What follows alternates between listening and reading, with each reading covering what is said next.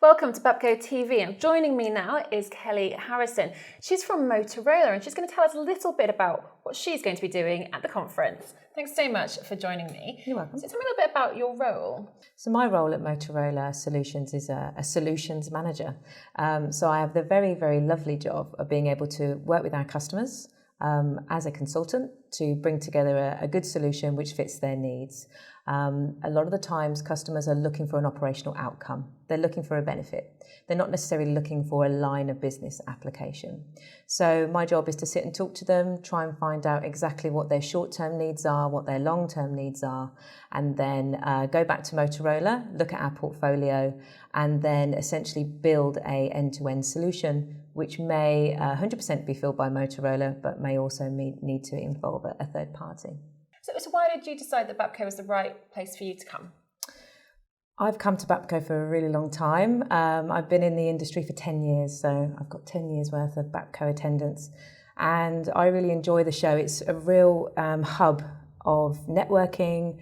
You can meet with other competitor vendors, you can meet with other suppliers, and really use it as an opportunity to explore where the market's going, what the challenges are, share ideas, meet with customers. Essentially just brings everybody together. And it's a real marker really for the start of the year to get an idea on what's changing, what's evolving, where is the industry going, what are the limitations. And it's a real learning curve as well, an opportunity just to explore everything in the market over the 2 days. And is that the reason why Motorola has decided to become a platinum sponsor? I think Motorola is very proud of our relationship with BAPCO. We've got a long-standing relationship with the organisation, as well as the legislation organisations that come and they talk to us about what they're doing, what their problems are. So Motorola is proud to be a platinum sponsor and will continue to do so. I think it's important. It's a good touch base with our customers, a good opportunity to show them what's new and upcoming, but also what cutting-edge technology is going to be pushing forward. As kind of thought-provoking solutions, if you like. Can you give us a little bit of a hint about what some of that upcoming technology is? So, upcoming new technology. So this is a real interesting time of change. I could probably name about 10 cutting-edge technology elements, I think. Drones are big. Everybody wants to talk about drones, all different types of drones. So I'm sure around BAPCO you're going to see lots of suppliers showing off their new drone solutions. Analytics, artificial intelligence, machine learning, all those new technologies are going to be pushing their way into our public safety organisations, whether it's in the control room, in the field, or more in the back office applications. So that's also something that's going to be interesting and definitely a big talking point. Facial recognition. Nobody wants to talk about facial recognition, but Motorola as a video security solutions provider, we recognise that with new technologies coming up and improving, we have to keep talking about them and seeing how they fit into our public safety organisations. And are you making sure that you're talking to the users behind them as well? Yeah, well, you know, day-to-day business for us is talking to our customers, talking to multiple levels within our user space. So operationally, there's obviously a business need, something that they're trying to achieve on an operational level, which is driven by a number of requirements, but also strategically, what are they trying to achieve? So what are their long-term goals? So it's not just about a quick fix, it's also about providing long-term strategic goals for our customers, whatever they may be. One of your sessions, what are you going to be focusing on? So in my talking session, I'm going to be focusing on digital evidence and asset management. Do you want to give you a quick overview of what that means? Okay, so today, for example, if you are a victim of a crime, let's say, for example, you're at home and your house gets burgled, you may have some digital evidence that you may want to give to the police to support the resolution of your crime, if you like. So you may have some domestic CCTV footage, for example. Now, at the moment, what would happen is a police officer would come out to your home, would interview you, would take a look at that evidence and would take that evidence away. What we might want to look forward to now is coming into a new platform where actually you'd be sent a link. So you may call 101, you may register that crime and actually submit that evidence electronically via a solution provided by Motorola. That would remove the need for the officer to come out to your property, and actually he could focus on solving the crime rather than coming out and collecting that evidence.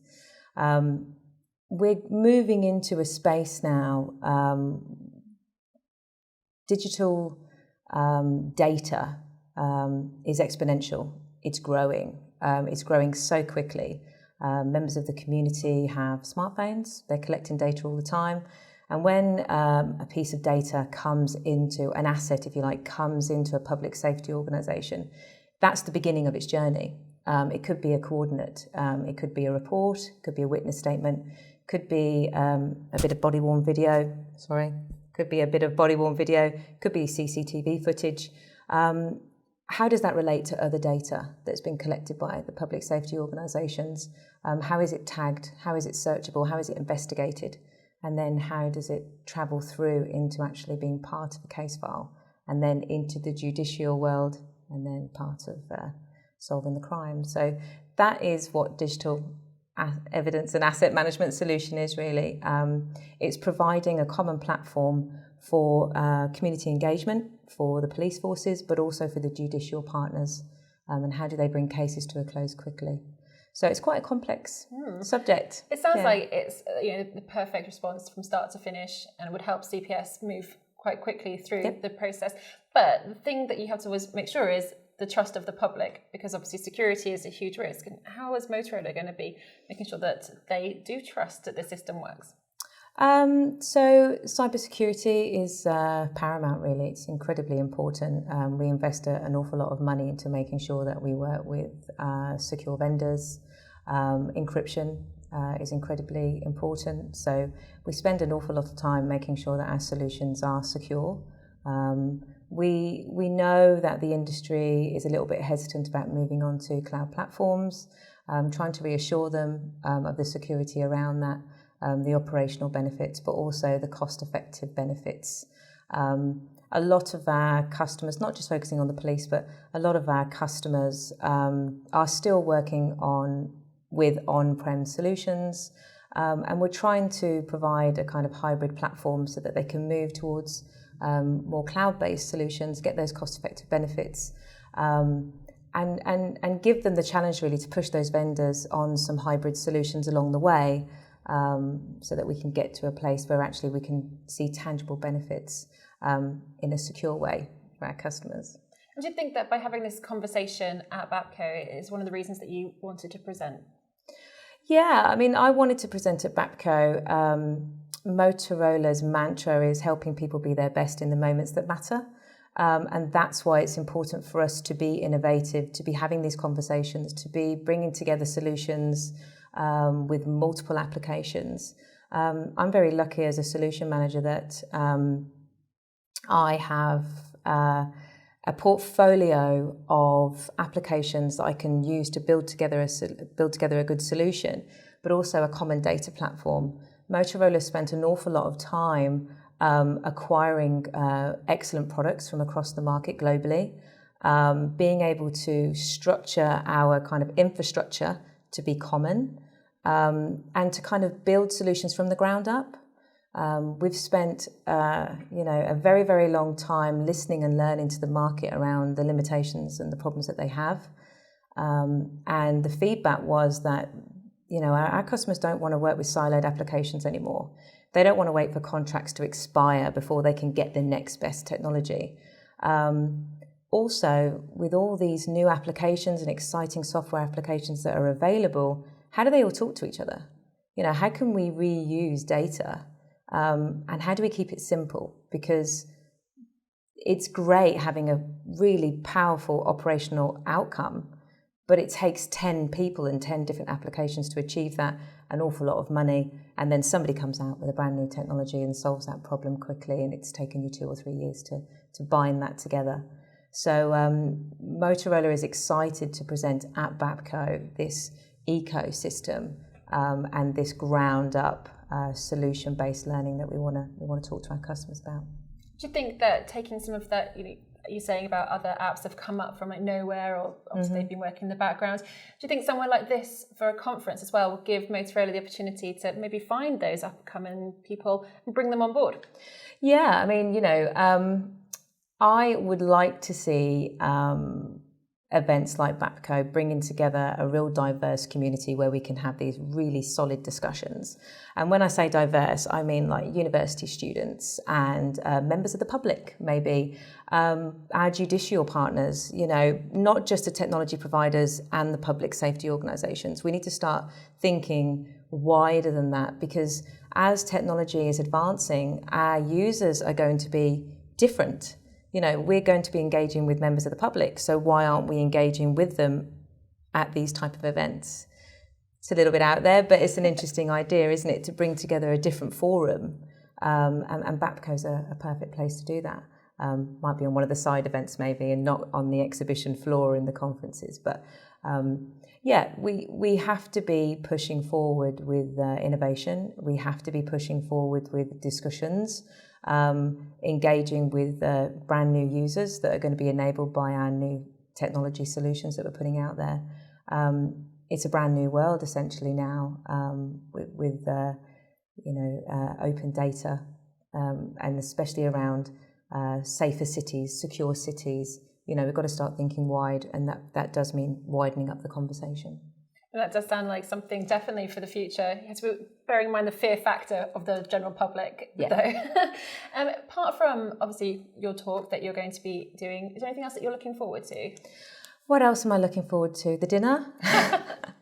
No, I'm just really looking forward to networking, catching up with some people that I haven't seen for a very long time, catching up with colleagues from previous roles. But also I'm just really excited to listen to some of the customers and some of their speaker slots. And also to learn from experiences. Motorola is a global company, and we really pride ourselves on lessons learned. So some of the initiatives that we're using in Europe, in the US, Australia, for example, we actually engage on that level. But it's also good to bring some of those lessons learned to events like BAPCO. Just learning about things that have gone wrong or things that have gone really well. And the change really, 5G and LTE is introducing lots of new ways of working. Command and control is massively changing. Hosting, moving to cloud, digital evidence, mobility applications, drones, CCTV, everything really is on the move. It's going to be an exciting event. Oh, I look forward to hearing you at the event. Thank you so much for joining me today. You're very welcome. Now you can also join in by going to bapco-show.co.uk, and we'll see you there in Coventry at the Ricoh Arena on March 10th to 11th.